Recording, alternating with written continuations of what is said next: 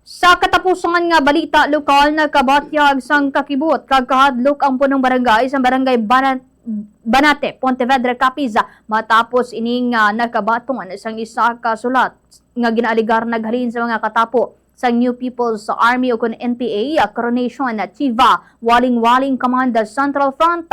Sa interview sa Bomba Radio kay punong barangay Arnel Barrientos, iya ginpayag nga hindi na ini ang una nga bes nga nakabaton ini sa pagpamahog apang ini ang una nga bes nga nakabaton siya sa nga pagpamahog harin sa mga katapo sang rebelde nga grupo. Suno kay Barrientos, nagapati ini nga posible na hanungod ini sa gihapon na sa isyu sang duta sa tunga sang pamilya Mulo kag Santiago nga ginaligar nagaintra ini sa away pinamilya. Payag pa niya nagahusay lamang ini bilang kapitan kag nagalikaw sa pagpabor sa bisan sino tungod nga parehas man niya nga himata ang duwa ka kampo. Apang isa kadako nga katilangahan o kung katingalahan sa punong barangay kung paano ini nga isyu nakalabot sa grupo sang NPA. Ilabi na nga ini isa ka lokal nga problema lamang sang magpamilya sa barangay.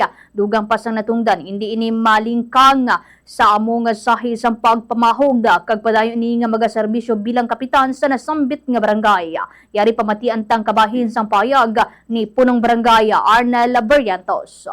So sabton ko ini suno sa ila nga sulat na ginpadala pinamilya, pintraos pinamilya. Ini sila pamilya ko tanan. Ang Santiago, si cousin ko. Ini si Mulo, si Medina, first cousin ko. Kaya ini nga mga isyo, tungod ini sa duta nga nagpuli diri ang mga Santiago para nga ilaman pag-istoryahan sa itong last September last year nga kung ang duta sa Santiago kay balano mami nga duta araw pa sa mother title sa amon lulo kag lula. Sa kay Imetrio Santiago, Antonia Mulo Santiago kag Consolacion Banate.